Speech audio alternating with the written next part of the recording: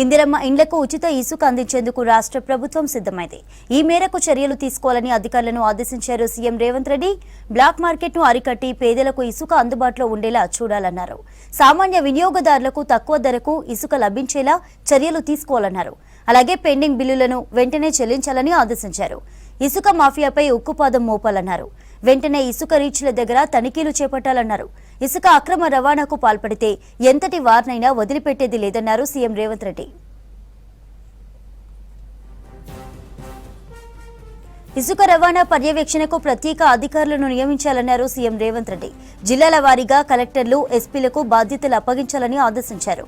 హైదరాబాద్ పరిసరాల్లో అక్రమ రవాణాను అడ్డుకునే బాధ్యత హైడ్రాకు అప్పగించాలన్నారు. ఇసుక అక్రమ రవాణాపై విజిలెన్స్, ఎన్ఫోర్స్మెంట్ నిఘా పెంచాలన్నారు.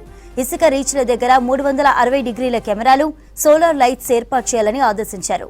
ఇసుక స్టాక్ యార్డుల దగ్గర ఫెన్సింగ్ తో పాటు ఎంట్రీ, ఎగ్జిట్లు ఏర్పాటు చేయాలని సూచించారు.